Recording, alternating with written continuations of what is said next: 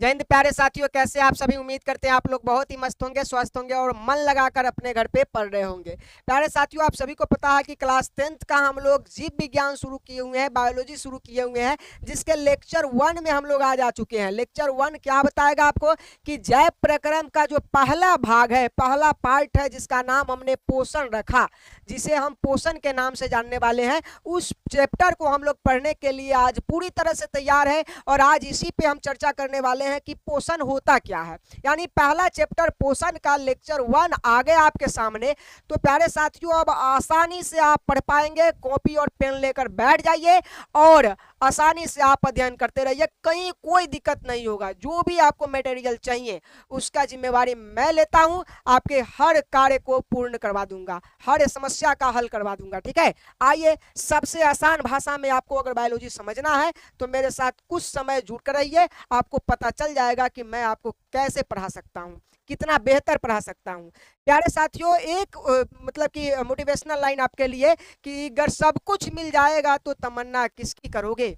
अगर सब कुछ मिल जाएगा तो तमन्ना किसकी करोगे, कुछ अधूरी ख्वाहिशें ही तो जीने का मजा देती है। प्यारे साथियों, सब कुछ अगर आपको पाना है तो थोड़ा सा समय लगाना ही पड़ेगा। और आप अभी से क्लास 10th के सपनों को साकार करने के लिए जो आपके हृदय में बैठा होगा कि हर बच्चा जिस तरह से मेहनत करता है उससे अलग हटकर मैं मेहनत करूं और बिहार बोर्ड का जो ऑफिस है वहां तक का सफर तय करूं, यानी टॉपर लिस्ट को प्राप्त करूं, तो आपको थोड़ा सा हटके मेहनत करना पड़ेगा। मेरे साथ रहिए। मैंने अभी तक लगातार 3 वर्षों में 2 बार पटना का दौरा कर चुका हूं बच्चों के साथ। तो मैं उम्मीद दिलाता हूं कि मैं सभी सब्जेक्ट में आपको बेहतर बना सकता हूं। मैं टीचर रख रहा हूं जो आपको और बेहतर करने का काम करेंगे। आइए, सबसे पहले आज बायोलॉजी का पहला लेक्चर है तो थोड़ा मैं आपके साथ कुछ चर्चा कर लूं। देखिए, ये लेक्चर कई हो सकते हैं। जैसे चैप्टर 1 आपका पोषण शुरू हुआ। चैप्टर 1 क्या शुरू हुआ? पोषण। याद रखिएगा, कुछ बातें आपको जानना बहुत जरूरी है। पोषण शुरू हुआ तो जो पोषण है आपका, समझना, जो पोषण है आपका, हो सकता है इसके जो भी पार्ट होंगे, जो भी भाग होंगे पोषण चैप्टर में पढ़ना होगा, उसका मान लो कि हमने 20 टॉपिक ऐसा रखा जो पोषण में पढ़ना है। 1 से लेकर कितना तक, 1 to 20 टॉपिक आपको पढ़ना हुआ।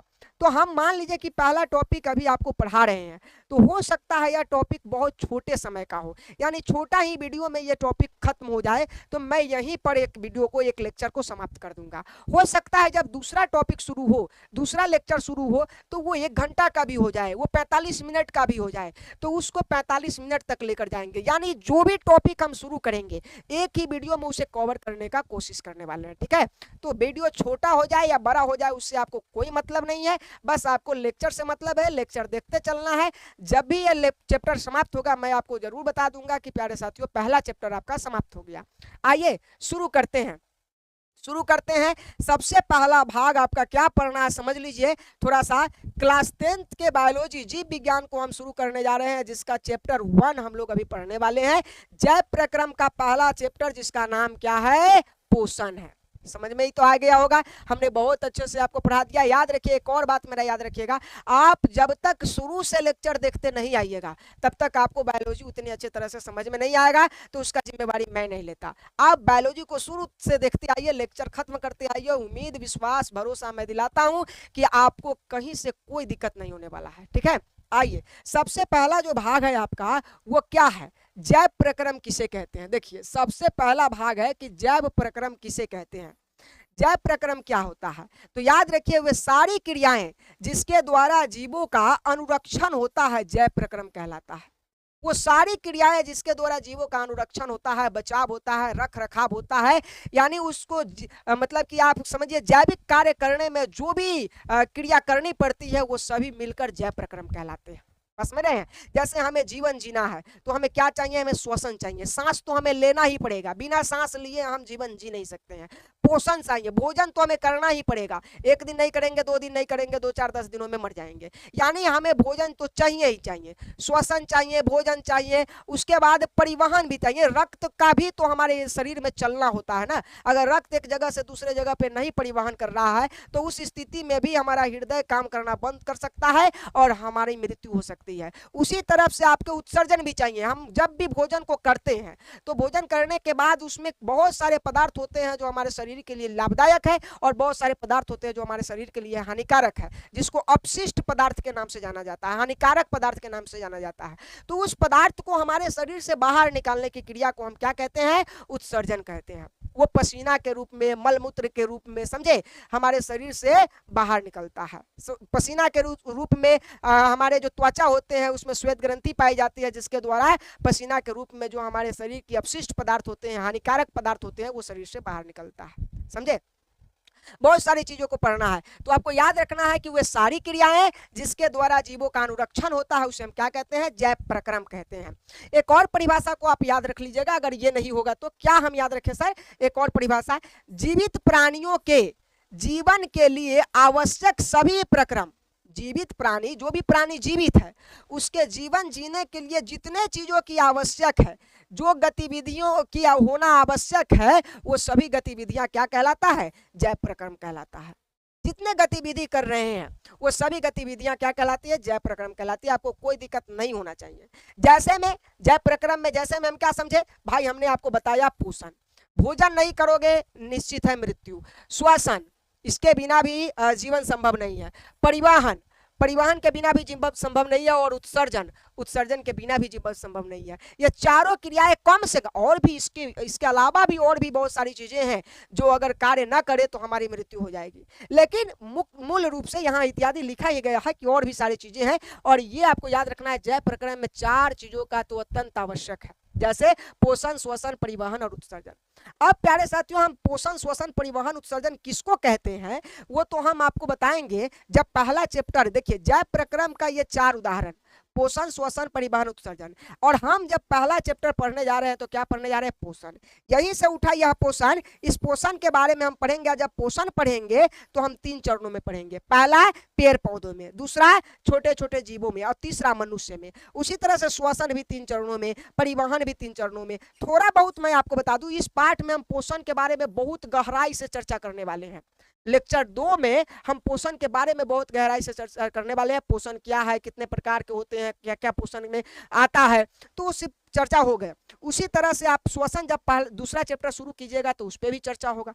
तीसरा चैप्टर परिवहन शुरू होगा तो उस पर भी चर्चा होगा। सब चैप्टर वाइज में बटा हुआ है, सब में चर्चा होगी।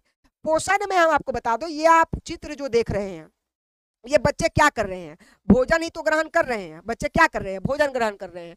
अगर ये भोजन करना छोड़ दे तो इसका मतलब यह पोषण का कार्य करना छोड़ रहा है, और जब पोषण का कार्य बंद होगा इसका मतलब ये जैविक मतलब कि जैव प्रक्रम का एक भाग क्या कर रहा है? नष्ट कर रहा है। और जैव प्रक्रम का कोई भी भाग नष्ट हुआ इसका मतलब जीवन क्या हुआ? बर्बाद हो गया, ध्वस्त हो गया। आपको याद रखना। उसी तरह से ये आप देख लीजिए, ये श्वसन के लिए, श्वसन के लिए हमारे शरीर में क्या चाहिए? फेफड़ा। फेफड़ा ही है, नासिका ही है जो हमारे श्वसन के लिए कार्य करता है। और फेफड़ा यहाँ देखिए, आप गौर से देखिएगा तो इस मनुष्य का क्या हुआ है? ये फेफड़ा है लगभग समाप्ति के कगार पे है। इस स्थिति में इसको जीवन जीना कठिन है, और ऐसी स्थिति भी आ सकती है जहां इसकी मृत्यु हो जाए। यानी फेफड़ा अगर न रहे, श्वसन अंग न रहे तो हमारा जीवन संभव नहीं है। याद रखिएगा। तो जीवन को जीने के लिए, जैविक कार्य को करने के लिए आपको श्वसन की भी आवश्यकता है। उसी तरह से आप हृदय को देखिए, हृदय का काम क्या है? संपूर्ण शरीर से कार्बन डाइऑक्साइड वाले रक्त को लेकर आना और फिर उसे फेफड़ों के पास भेज देना। फेफड़ा से फिर वो ऑक्सीजन युक्त रक्त बनकर आएगा और फिर उसे पूरे संपूर्ण में क्या कर दिया जाएगा? उसे पूरे संपूर्ण शरीर में वितरित कर दिया जाएगा, पंप कर दिया जाता है। इसीलिए आपको याद रखना है कि आपको परिवहन में किसको पढ़ना है? हृदय को पढ़ना है। परिवहन का मतलब होता है ट्रांसपोर्ट, एक जगह से दूसरे जगह पे किसी वस्तु को भेजना, किसी व्यक्ति को भेजना, सब परिवहन है। यहाँ हम रक्त को भेज रहे हैं, बस समझ रहे हैं, ब्लड को भेज रहे हैं। तो आपको याद रखना है रक्त का जो परिवहन हो रहा है वो किसके द्वारा होता है? हृदय के द्वारा होता है। तो हृदय का भी चलना बहुत जरूरी है। हृदय नहीं रहेगा, संपूर्ण शरीर में रक्त का परिवहन नहीं हो पाएगा, और यही कारण है कि मृत्यु निश्चित है। उत्सर्जन, भाई उत्सर्जन, वृक्क देख लीजिए, जब मतलब कि मूत्र की बात आती है हमारे शरीर में तो ये वृक्क बहुत इंपॉर्टेंट अंग हो जाता है। याद रखिए, उत्सर्जन में सबसे बड़ा उत्सर्जी अंग वृक्क को माना जाता है। समझे। ब्रिक को माना जाता है यह संपूर्ण शरीर से उत्सर्जित पदार्थों को शरीर से बाहर भेजने का काम करता है, और भी सारे अंग है जो उत्सर्जित पदार्थों को शरीर से बाहर भेजता है। तो आपको याद रखना है पोषण, श्वसन, परिवहन, उत्सर्जन ये सब जो है जैव प्रक्रम का ही भाग है। उम्मीद करते हैं ये चीजें आपको समझ में आ गई हो। ठीक है, अब आइए थोड़ा सा बात करते हैं कि ये पोषण क्या होता है। जो पोषण है वो हम कैसे समझेंगे पोषण को। ये रहा आपका पोषण।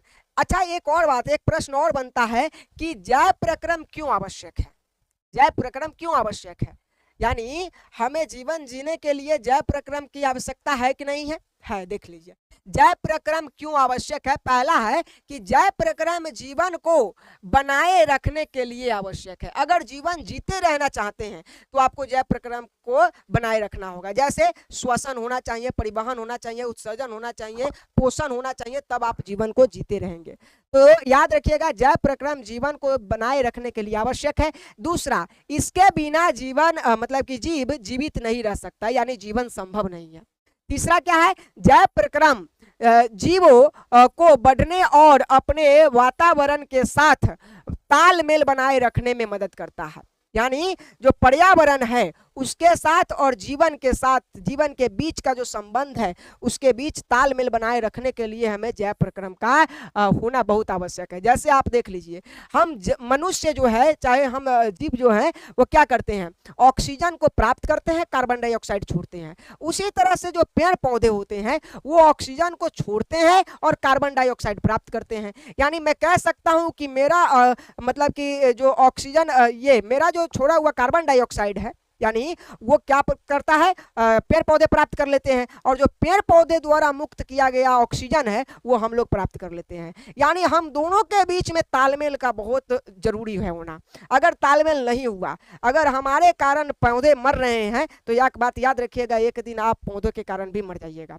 इसलिए अभी बताया गया है कि पौधे लगाओ और जीवन बचाओ। याद रखिएगा। तो ये वातावरण, पर्यावरण और साथ में जीवन के बीच का जो संबंध है वो बनाए रखने में बहुत मदद करता है। कौन, जैव प्रक्रम। आइए पोषण क्या है, जो चैप्टर शुरू हो रहा है पोषण, वो पोषण क्या है समझे। अगर पोषण क्या है तो क्या पढ़ेंगे, वह विधि जिससे जीव पोषक तत्वों को ग्रहण कर उसका उपयोग ऊर्जा के रूप में हमारे शरीर को जैविक कार्य को करने के लिए करता है, उसे हम पोषण कहते हैं। ये तो हमने पढ़ दिया। अब समझिए, हमारा शरीर जो है अगर जीवित है, हम अगर जीवित है तो हम जैविक कार्य करेंगे। जैविक कार्य क्या है, जैविक कार्य है चलना फिरना, बोलना, कार्य करना ना, परिश्रम करना, मेहनत करना, ये सब क्या है। जीवन अगर जिंदा हो तो ये सब तो करोगे। अभी हम बोल रहे हैं, क्यों बोल रहे हैं, ये जैविक कार्य ही तो है। अगर कोई बोल रहा है तो वो जैविक कार्य है, यानी वो जीवन जी रहा है तभी बोल पा रहा है। तो याद रखिए जैविक कार्य का मतलब वो अपनी जरूरतों की चीजों को पूरा कर रहा है, जीवन चला रहा है, सब कार्य को पूरा कर रहा है, तो उसे हम कहेंगे जैविक कार्य। तो याद रखिए जब हम पोषण करते हैं, पोषण का मतलब भोजन, तो भोजन में उपस्थित, हमें भोजन नहीं चाहिए। अगर आमतौर पे हम आपको बताएं कि हमें जीवन जीने के लिए क्या चाहिए तो आप कहेंगे कि नहीं हम खा लेंगे तो हो गया। नहीं, हमें भोजन नहीं चाहिए, हमें भोजन में उपस्थित पोषक तत्व चाहिए। पोषक तत्व किसको कहेंगे, आपको याद रखना है। पोषक तत्व जो हमारे शरीर को जीने के लिए, हमारे शरीर को चलाने के लिए ऊर्जा होता है। हमें शरीर जब चलाना है, जैसे हम अभी बोल रहे हैं, हम आपके हाथों से कोई काम करेंगे, जैसे हम कुछ खेलेंगे, तो हमें ऊर्जा चाहिए, एनर्जी चाहिए, और एनर्जी को बनाने के लिए हम पोषण का प्रयोग करते हैं। जब भोजन करते हैं तो हम भोजन करते हैं तो भोजन में उपस्थित क्या रहता है, हमें विटामिन चाहिए, हमारे शरीर को चलाने के लिए हमें विटामिन चाहिए, कार्बोहाइड्रेट चाहिए, वसा चाहिए, प्रोटीन चाहिए ना।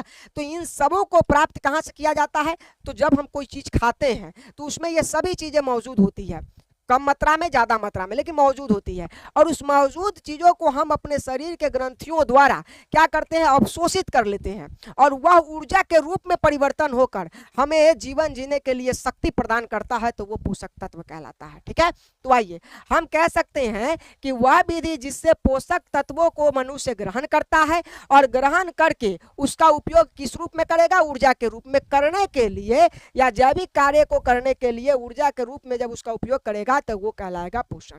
ठीक है, अब ये पोषक तत्व क्या है, पोषक तत्व समझे तो भोजन में पाए जाने वाले वे पदार्थ जो शरीर के सही ढंग से काम करने वृद्धि करने, मरम्मत करने और स्वस्थ रहने के लिए आवश्यक होता है, पोषक तत्व कहलाता है। शरीर में कहीं कट फट गया, टूट गया, उसकी मरम्मत करना है, समझे, वृद्धि करना है शरीर को, वृद्धि शरीर से काम करवाना है, समझे, तो इन स्वस्थ रखना है शरीर को, तो इन सब के लिए हमें पोषक तत्वों की आवश्यकता होती है। और यह पोषक तत्व पोषण में पाया जाता है, ठीक है, माने भोजन में पाया जाता है। तो हम कह सकते हैं, ये देखिए, ये जो भी चीजें हम खाते हैं ये सब क्या है, एक पोषण का भाग है। और इन सबों से हमें जो जो मिलेगा वो सब क्या है, पोषक तत्व है, क्योंकि यही हमें एनर्जी देगा, यही हमें ऊर्जा देगा, यही हमें शक्ति देगा, जिससे हमारा जैविक कार्य होगा। जीवन, दैनिक जीवन में जो कार्य करते हैं उसे जैविक कार्य कहते हैं, जो जीवित है और कार्य करता है, और वो जैविक कार्य से ही हम अपने जीवन को बेहतर बना पाएंगे, ठीक है। आइए कुछ और बातें हैं जिसके बारे में हम लोग चर्चा कर लें।